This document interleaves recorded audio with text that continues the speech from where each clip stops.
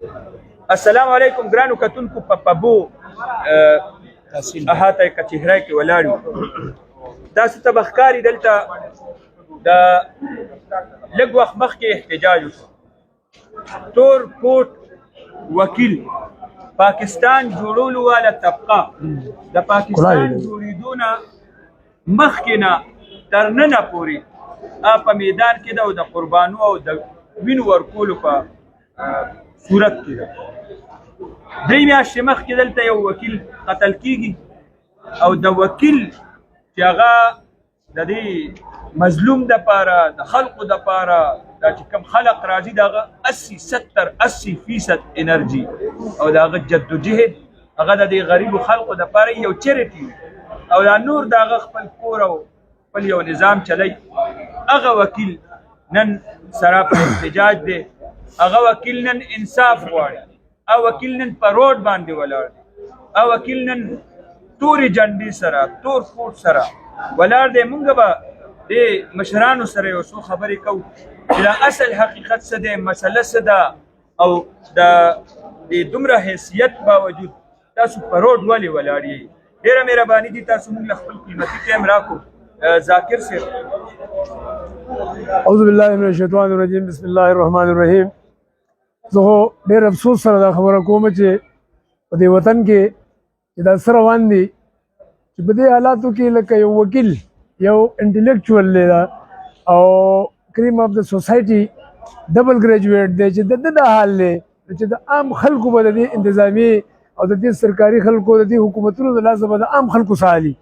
مونږ آی روز په کورټس کې ګورو. زما 3 سال پریکټس وشو. د پولیس کومه کارکردګي ده نو دا وخت د سر نوم زیرو را روانه ده. خو های پروفایل کیسونه چې څومره هم راشي نو د دې کردار پکې ډېر زیات ډاوټفل وي.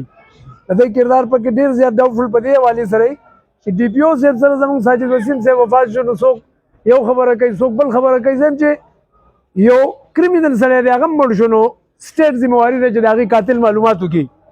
دا خو یو ډېر شریف النفس انسان و، ډېر ښایسته وکیل و، زموږ ملګری او سینیر کونسل و، د های کورټ وکیل و، او ډېر بېدردۍ سره د چوکۍ وړاندې هغه شهید کړی شو.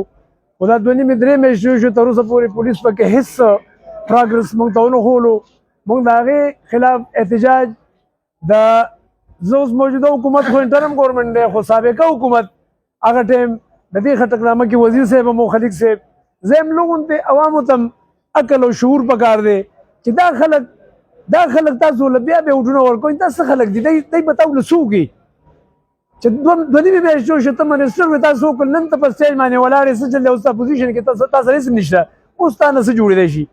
په حکومت کې ډي پي او تا کېنولی و، ډي آی جي مردان تا کېنولی دی، سړی حکومت ناست دی، ایس ایچ اوګان تا کېنولي دي.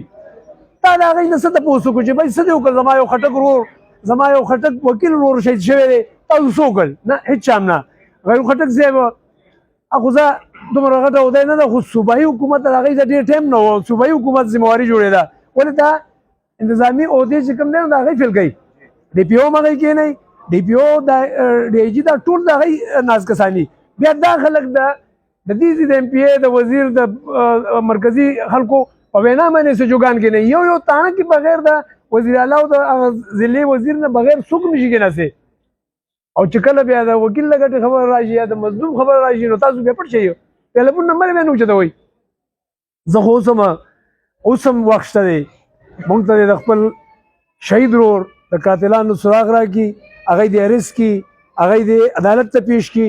او که نه موږ 13 هفته باندې هم دا خبره کړې وه او په دې جي ټي روډ باندې مو کړې وه چې بلې هفتې له به احتجاج کوو. هغه احتجاج هم وشو. زه د پاکستان بار کونسل او د پاکستان مسلم لیگ لایر ونګ کے پی کے صدر جناب طارق افریدي صاحب هم ډېر شکرګزار یم. د هغه د ملګرو هم ډېر شکرګزار یم.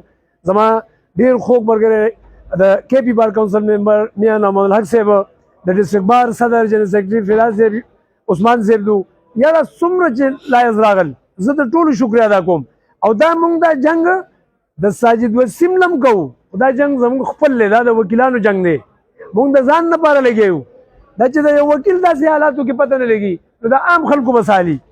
زه یو ځل بیا د چیف جسټس نه هم دا خواست کوم چې سپورټ والی او د دې ډي پي او نه د دې کم تفتیشي کم اس ایچ او لاړو کم تفتیشیان دي کم ډي اس پي دی دی نه ډے ټو ډے پراګرس رپورټ والا تم د وکیلانو نه وي تم د وکیلانو نه او اخري ټایم نه څه خو کا تحصیل په مو سره تا روخنه وکړي نن خدای یو خلاص راخیو کوم طبيعت پاتې شي کنه اخري خو چې تحصیل ته جوړ کړو موږ ته کورسای نه وایي چې وکیل به کم ځای کې دی وکیل عزت موږ ته پته لري ستاسو په نظر کې څومره دی او بهرحال د وکیلانو نه موږ بیا نه ایکسپټ کوو زموږ مشر بیا د خواص کوم سموټ والو د تاریخ شاید دغه ساجد وسیم قاتلانو کې لګون موږ سره کوآپریشن وکړه انټرم ګورنمنت هم دا خواص کوم چې تاسو لیمیټډ ټایم لپاره راغلي الله ته جواب ورکوي تاسو لګون دې د ډي پی او نه تاسو کوي تاسو نه کېنولې بل چا کېنولې ډي جی بل چا کېنولې تاسو دې خدای لپاره تاسو کوي چې دا ولې راځم کیږي زه